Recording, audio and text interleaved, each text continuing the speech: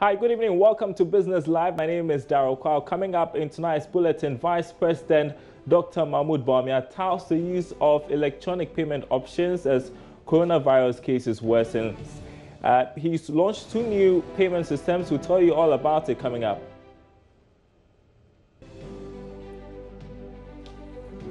Also tonight, as government seeks support from the IMF amid the coronavirus crisis, we discuss where the money should go.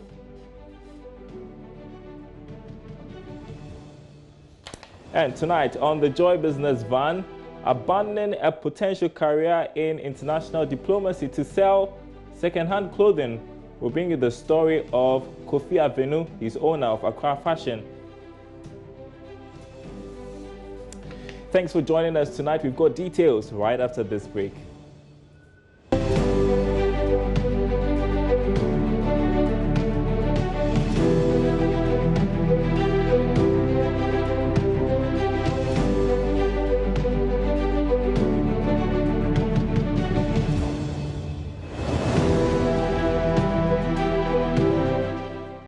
Welcome back. Corporate bodies are lending support to the fight against the coronavirus. We'll tell you about it coming up in our summaries. Plus, a deal to save the U.S. economy hit by the virus outbreak.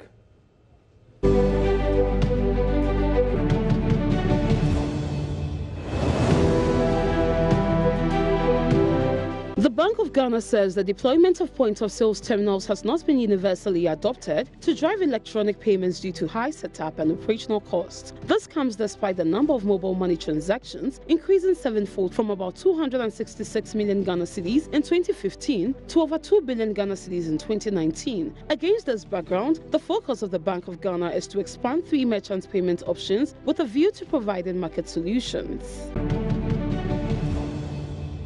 The Ghana Association of Bankers is donating 10 million Ghana cedis towards the purchase of critical equipment for managing the coronavirus pandemic and for the purposes of public education. In a statement, the association said the move is to further ensure sustainability of the industry and the economy. The association also announced measures to mitigate the impact of COVID-19 on the financial services sector, reaffirming commitment of members to provide without interruption critical services and international trade facilitation. Some businesses in the hospitality industry, hotels, restaurants and car rental services have begun laying off some staff, particularly contract staff. The situation is due to the low patronage of their services as a result of COVID-19 pandemic. Checks by Class Business indicate that some high-profile restaurants and hotels have been hit hard by the pandemic. U.S. President Donald Trump and the Senate have agreed a massive economic relief package worth more than $1.8 trillion. The package includes money to bail out industries that have been affected by the coronavirus crisis. Republican Senate Majority Leader Mitch McConnell described it as a wartime level of investment in the economy. Markets surged in the U.S. on Tuesday in anticipation of a deal, and shares rose in Europe and Asia on Wednesday.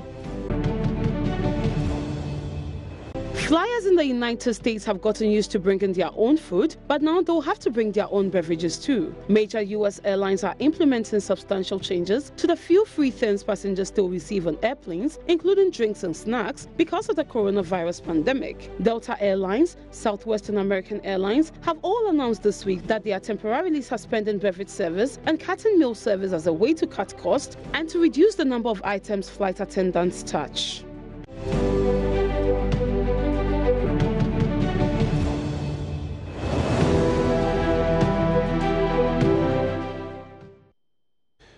Tonight, Vice President Dr. Mahmoud Bawumia has charged the Ghana Interbank Payments and Settlement Systems as well as commercial banks to provide the universal QR code for mobile money merchants with little or no cost. The CBDs will enhance the use of the system to transact more business as well as help the country reduce the spread of the coronavirus, which can't be transmitted through physical cash. According to him, the new universal payment systems are the safest form of transacting business. Dr. Bawumia was speaking at the launch of the Proxy Pay and Universal QR Code Pay systems developed by GIPS. The universal QR code is expected to ease the burden of paying charges on transactions made on the mobile money platform. According to the Vice President, Ghana is the first country in Africa to introduce such a system, which will be a game changer for the digitization drive. He is confident that transactions without any significant cost to the merchants will encourage usage by more consumers. I would urge every merchant to start to get a QR code from these providers. I expect that the QR codes will be provided at very little or hopefully at no cost at all to the merchants. I think it's a good strategy for you to just give them the QR codes and then you can get the business from the merchants who are using the facility. So I don't expect very high cost of acquiring the QR codes to be placed on merchants. The issue of security of payments is most critical in building confidence in the payment system. Credit and debit cards have suffered with this. However, mobile payments like the QR codes rank as some of the most secure of all currently available payment options because they require authentication for each transaction. So if you go to pay for a good with your QR code, your phone, once you scan, you have to enter how much you are actually paying the merchant. So you have to authenticate. So after you authenticate, you cannot come back and say someone stole my money or whatever. So it's a different, you need to authenticate. Meanwhile, Chief Executive of the Ghana Bank Payment and Settlement System, Aboagye-Wiafe, has disclosed that so far about 9 banks have developed the infrastructure to be hooked onto the system. We were faced with a challenge just a couple of months ago, 3 months ago, to come out with a QR code.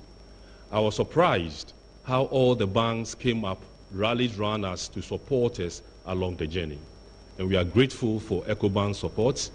And I'm very happy to say that as we speak, there are 9 banks who are ready to go live. The system will also allow individuals to use their mobile phones as their bank accounts. Now, as Ghana continues to witness an increase in the confirmed cases of the coronavirus, the adverse impact on the economy is increasingly becoming a stark reality. Now, as government tries to steer the boat in the midst of the storm, it has turned to the International Monetary Fund, IMF, for support. Philip Namfuri explores this move in this report. Just when many of us thought Ghana's relationship with the IMF was on a hold, we are turning back to the IMF for some support this time. However, this time some argue the metrics are different in that there has been no economic mismanagement whatsoever. There's a crisis, and that's the coronavirus. How will the IMF support us? We are going for what is called the Rapid Credit Facility. That's one of the IMF's numerous lending arrangements or instruments. We have over 8 IMF lending arrangements or instruments, and by that I mean these are the programs that the IMF has in place for countries who want to borrow from them. Now, the RCF, the Rapid Credit Facility, like the name suggests, rapid, involves some disbursement of funds to Ghana in a much more quick manner, as opposed to other programs where we take time, go through some due diligence, pass some certain metrics before funds are made available to us. This time we should see some quick disbursement of the funds after the IMF authorities approve Ghana's request for this Rapid Credit Facility. I beg your pardon. Now, the Rapid Credit Facility is a loan, but the terms and conditions are quite different. This has soft terms, and by soft terms, I mean 0 interest rates, a 5.5-year grace period, and a 10-year maturity. So we can be looking at paying back this loan over a long period. 0 interest rate in there, that is good for us. If we're going to the international markets to borrow, there'll be some rates on that. Now, some may also ask, how much is Ghana going to get from this and all that? It should interest you to know that Ghana has a quota of 738 million special drawing rights. Let me explain that. Special drawing rights are the IMF's basket of currencies. So all currencies, major international currencies, are put together to form this SDR, special drawing rights. If we want to convert this into dollars, which is the major mode of business transactions across the world, we're looking at almost $1 billion in terms of funds available to Ghana for disbursement. So How much of that billion is going to be available to us? We don't know yet. I'm sure we'll get details in the meantime. But this has become necessary because we really have nowhere else to turn to. If you look at our budgets, we really have a very tight budget in terms of very low revenue and high expenditures. If you look at our exports, yesterday I discussed exports. We are doing well in there, but it would be not wise to burn through our revenues or our foreign exchange earnings, I must say, to go through this coronavirus. So we need some sort of external support. And IMF comes to the rescue as our knight in shining armor with the Rapid Credit Facility Program. So I would urge you to go on the website of the IMF, just Google IMF Ghana. It will take you straight to the IMF website, and you see our relationship with the IMF and things like that. So expect in the coming days for us to have some engagement with the IMF. And this facility is called, again, the Rapid Credit Facility Program, or lending instruments from the IMF. Soft conditions supposed to help Ghana out to fight the coronavirus. Well, joining me for a conversation around this is economist Courage Boti with Data Bank Research. Thanks for your time tonight, Courage. So what do you think? A good move by government, seeing that we are becoming overwhelmed with increasing cases of coronavirus? Thank you and good evening to your listeners. I think it's an absolutely necessary step at this point in time. Mind you, coronavirus is not only taking lives, it's also destroying the economic outlook broadly. And you can see that in the recent space of time, and just in the space of close to 3 weeks now, we've had major central banks around the globe cutting their interest rate and adding some quantitative easing programs to it, all in a bid to stimulate the macroeconomy. At this time, people prefer to hold cash. Businesses are not investing as much, and then production is at its low. So we need to stimulate aggregate demand, and one way to do that is provide money. Another way may be for the central government to stimulate through their fiscal tools available to them to try to help boost economic activity. If you look at it critically, Ghana may be losing on three fronts. We are looking at in the area of petroleum prices. Because of trade war and weak demand, petroleum prices are as low as $27 today. And then our budget was planning, or the benchmark rate in our budget was around $58 per barrel. So a huge shortfall in that regard. Trade will suffer, tourism as a sector will suffer. And government is projecting about 2% shortfall in revenue as a result of this COVID outbreak, which amounts to some 7.96 billion if you take the base GDP of 398 billion cedis. So we're looking at a shortfall of about some 8 billion this year. What they are looking to do is get about 550 million support from the Bank of Ghana and some 400 million, World Bank, and then some 400 million from the IMF, from the Rapid Credit Facility, towards plugging that hole in the budget. And that will leave a difference of around some 370 or so million, which they are hoping to seek parliamentary approval to assess or tap the petroleum funds. I'm talking about the stabilization fund and then the heritage funds to plug that 7.96, if you like, 8 billion deficit that they anticipate on the budget for the year. It is necessary we do this so that already Bank of Ghana is projecting growth to slow from the 6.8 projected earlier in the year to now 5% on the base case scenario, and much less at 2.5 on the worst case scenario. If we don't avert such growth concerns by spending directly in the economy and looking for stimulus from the other sectors, we may be hit hard by this coronavirus thing, even on the economic side. So I think it's a step in the right direction to try to stimulate the economies. It is something economies do during these times. If you remember the financial crisis of 2008, 2007, and then all of what the U.S. has to do. So I dare say that the 5% fiscal rule for this year 2020 may be under threat and may have to be suspended. The law provides for that, and then I think one of the conditions specified for suspending that rule includes pandemics like this. So I think there may come up for conversation at some point along the year. And so I think it's a step in the right direction for government to try to find, this time, concessional ways of plugging the hole in the budget. And so this credit facility we are requesting, where do you think government should inject these monies? You talk about the fact that there needs to be some sort of stimulus. What's your thinking? And of course, you do not expect the agriculture sector to take a hit so much because you realize it's not so dependent on the external sector. But trade would suffer. Tourism as a sector would also suffer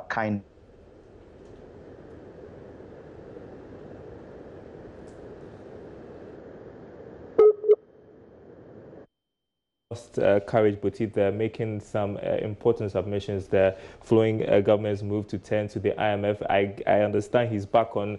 Courage, you're making a point. Hi, Courage, can you hear me? I can hear you now. All right, you're making a point about where government should inject these monies. Yeah, so what I'm saying is this.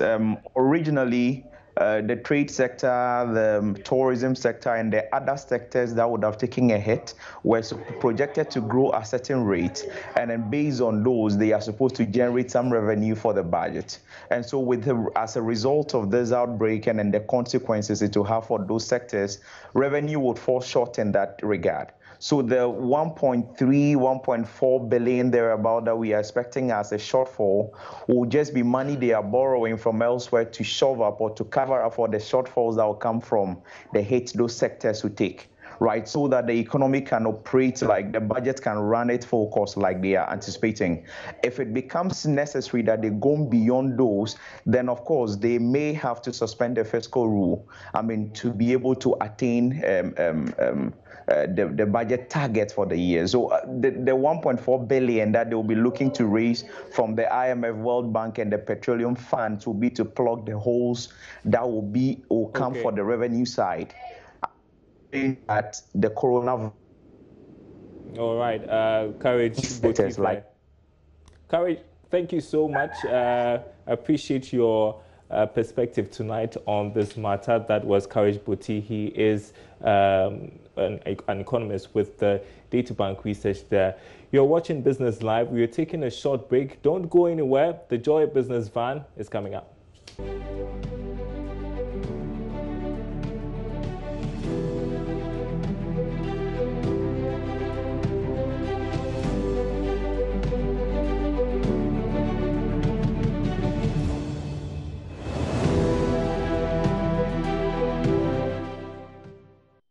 Welcome back to Business Live. Now, the sale of second-hand clothing is very common here in Ghana. When I mentioned Kantamanto, used clothing would probably be the first to come to mind. But starting a second-hand store looks much different now. At least Kofi Avenu makes it look different. He abandoned a potential career in international diplomacy to sell second-hand clothing. His startup, Accra Fashion, features on the Joy Business van tonight.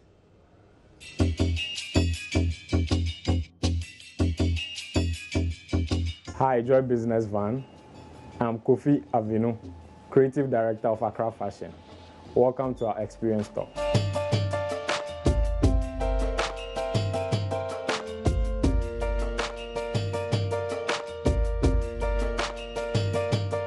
Accra Fashion is an online thrift shop, or what we call a second-hand clothes store. So growing up as a kid, fashion and clothing was something I really liked.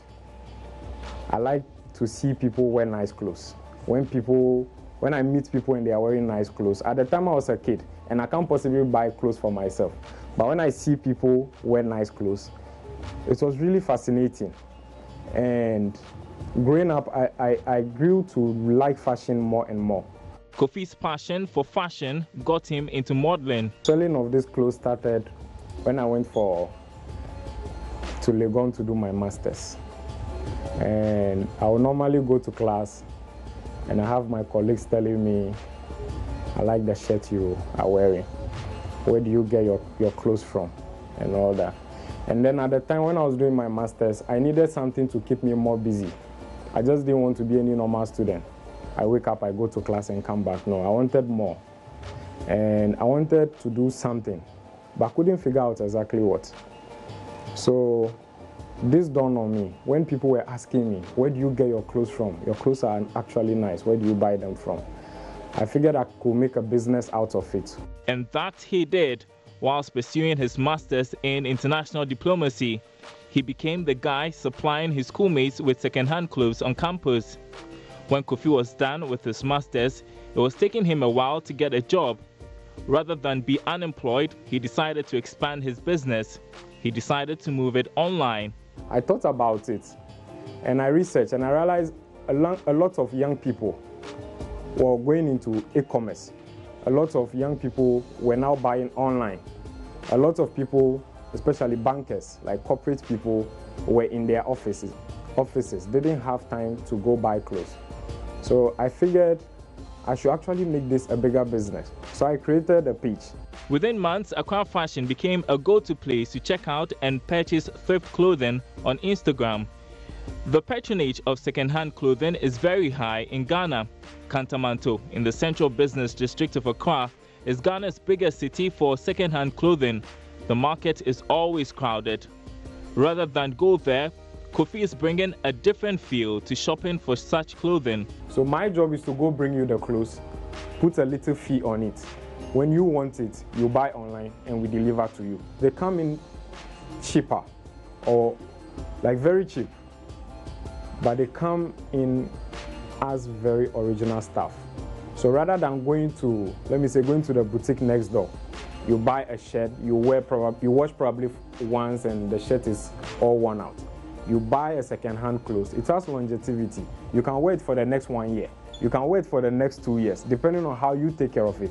So it just makes more sense for people to spend less on clothes that would keep, or that would take a long time to wear out, than to go buy something very expensive that would take a very short time. Kofi says patronage is boosted by his presence on social media, but it comes with its own challenges. Number one is social media abuse. That's the number one. You have people calling you and using unprintable words on you, like for one reason or the other. Number two, some people are on social media and maybe are doing similar businesses. People take money from people and don't deliver. So that affects your business too. So a lot of people want to buy from you, but the trust. What shows if I send you money now or I pay for a staff online? What shows you see a gentleman walking here, maybe he may not believe like this business actually existed or exists. So he will have to come here. So one of the challenges is internet fraud. Accra Fashion has been able to build trust and clients keep coming. For Kofi, abandoning a potential career in international diplomacy to start this thrift shop is one of the biggest risks he's taken in life. To be candid, like this business, I can say, is everything to me. In the sense that this is the only thing or one thing I can say I single-handedly did with my life.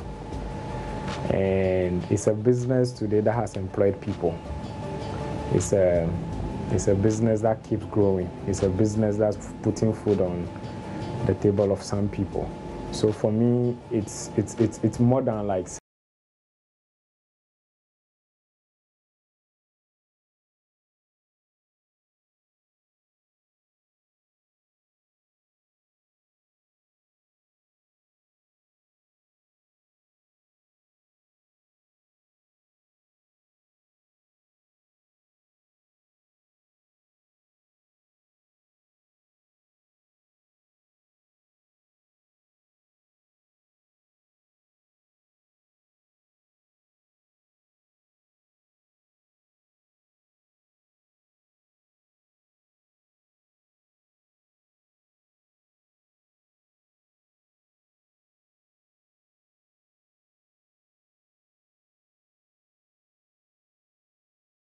Pretty inspiring story there. That ends Business Live tonight. More news as always on our website, myjoyonline.com/business.